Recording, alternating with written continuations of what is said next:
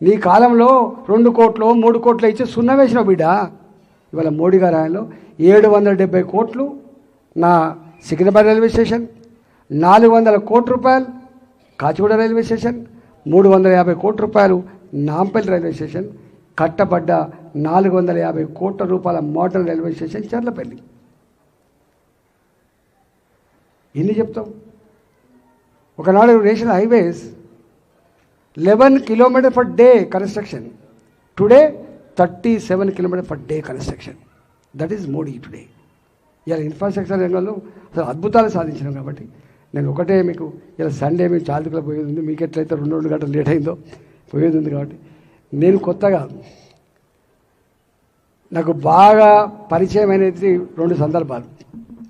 ఒకటేమో తెలంగాణ ఉద్యమంలో ఉన్నప్పుడు రోజు చూసేది మీరు, కానీ మంత్రి అంటోడు ప్రజలకు ఆపదత్తే ఎట్లా ఉంటే రియాక్ట్ అయ్యడానికి కరోనా సజీవ సాక్ష్యం. మీ కళ్ళ ముందే కొన్ని వేల మంది, లక్షల మంది, వేల మంది కూడా లక్షల మంది చచ్చిపోతే నా ఊళ్ళో చచ్చిపోవాలి, మా కుటుంబ సభ్యుల మంది చచ్చిపోవాలి, కుక్క సాగు సావద్దని చెప్పి ఎర్రటి ఎండలో పోయినరు. మీకు ఐడియా ఉండాలి. 1000 కిలోమీటర్లు 200 కిలోమీటర్లు పోయినరు, యూపీ దాకా పోయినరు. గప్పుడు అన్ని దేశాల అధినేతలు కన్నీళ్ళు పెట్టిండు. మీకు ఐడియా ఉండాలి. బ్రిటన్ ప్రధానమంత్రి అయితే ఓ దేవుడా నా ప్రజలు కాపాడమని కన్నీళ్ళు పెట్టిండు. ఇరాన్ ప్రధానమంత్రి కన్నీళ్ళు పెట్టిండు. కానీ మోడీ అనుకున్నాడు, మాకు చెప్పిన ఒకటే ఒక మాట, భయానికే చచ్చిపోతారు, భయానికే చచ్చిపోతారు. దీనికి మందు లేదు, కరోనాకి ఇప్పుడే మందు లేదు, ధైర్యం ఇచ్చి కాపాడమని చెప్పి ఇవాళ చెప్తే నాలాంటి వాడు పేషెంట్ల మధ్య తిరిగినాను. నేను నిత్యం ఈ మొత్తం హైదరాబాద్లో నా ఒక్క కార్ల కానమే ఉండేది.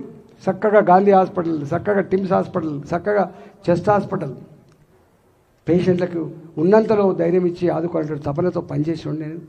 ఇవాళ మోడీ గారు పేదోళ్లకు కనీసం అన్నమన్న పెట్టాలని చెప్పి 80 కోట్ల మందికి 5 కిలోల బియ్యం చొప్పున ఇచ్చి పేదవాళ్ళని ఆదుకునే సందర్భం చూసినాం. అంతేకాదు ఇట్లాంటి ఈ కష్టకాలంలో కరోనాకి ఒక వ్యాక్సిన్ కనుగొనాలంటే ఓ అమెరికానో ఓ రష్యానో ఈ పని చేయాలి.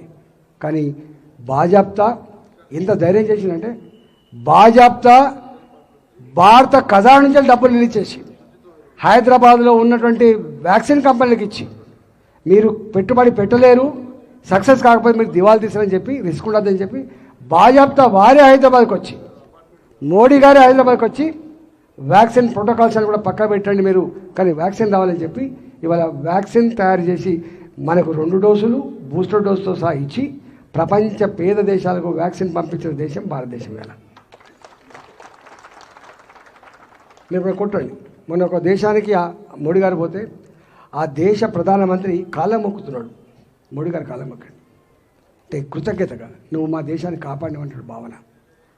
ఇవాళ శ్రీలంక కాపదొచ్చిన మనమే ఇవాళ అన్నిటికంటే గొప్పది ఏ జమ్మూ అండ్ కాశ్మీర్ ప్రతి నిత్యం రక్తం అక్కడ చిందిందో ఇంతెందుకు హైదరాబాద్ చిందలేదా?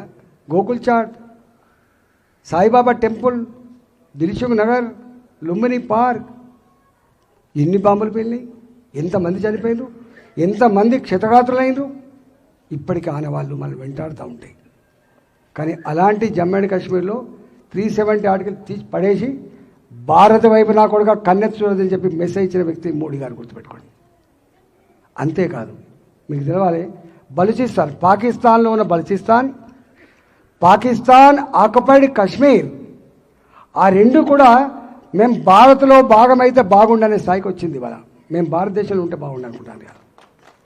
అందువల్ల మోడీ గారు ఏదో వాటికనే బాయ్ చెప్పి ఇలా నన్ను ఆశ్రయించమని చెప్పట్లే. వీళ్ళ లెక్క ఎన్నికల ముందు అనేక రకాల హామీలు ఇచ్చి ఒడ్డెక్కేదాకా ఓడమల్లప్ప, ఒడ్డెక్కినాక బోడమల్లప్పలాగా చేసే వ్యక్తి కాదు. 10 ఏళ్ళకే చతికిల పడాడు కేసీఆర్. నేను నంబర్ వన్ అన్నింటిలో నంబర్ 1 అన్నాడు.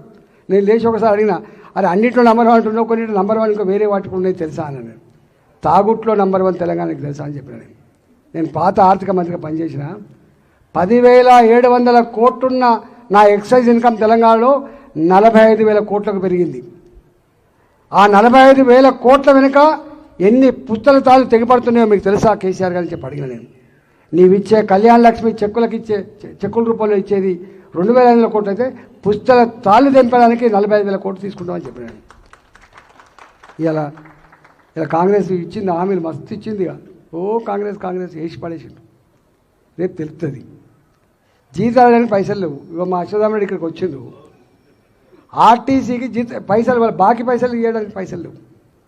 మొత్తుకున్నా నేను. హామీలు ఇచ్చేటప్పుడు సోయి ఉండాలి. సోయి. నువ్వు ఓనరు కాదు. బ్యాంకు మేనేజర్ బ్యాంకులో ఉన్న సంపదకు ఎట్లా ఓనర్ కాదో, రాష్ట్ర ఆర్థిక వ్యవస్థకి ఓనర్ ముఖ్యమంత్రి కాదు, ప్రభుత్వం కాదు, ప్రజలు ఓనర్లు. అందుకని ప్రధానమంత్రి అంటాడు, నేను సేవకుని మాత్రమే అంటాడు తప్ప నేను పాలకుని అని చెప్పి ఎప్పుడు మోడీ గారు అన్నాడు. కానీ వీళ్ళు మాత్రం కళ్యాణ లక్ష్మి చెక్ ఇచ్చి మేనమామ అంటాడు కేసీఆర్, పెన్షన్ ఇచ్చి పెద్దకొడుకు అంటాడు, రైతు బంధు ఇచ్చి రైతుకు బంధువు అని అంటాడు ఆయన. ఇవాళ ఈ ముఖ్యమంత్రి వచ్చి ఈ 10,000 రూపాయలు ఏం పిషాది, నేను 15,000 రూపాయలు ఇస్తా అంటాడు. 2,000 రూపాయల పెన్షన్ ఏంది, 4,000 ఇస్తా అని చెప్తాడు. ప్రతి మహిళకు 2,500 రూపాయలు ఇస్తా అని చెప్తాడు. ఆటో డ్రైవర్కి 12,000 రూపాయలు ఇస్తా అని చెప్పిండు. ఇట్లా ఇచ్చిన హామీలు చూస్తే 5,000 కోట్లు కూడా అదనంగా ఖర్చు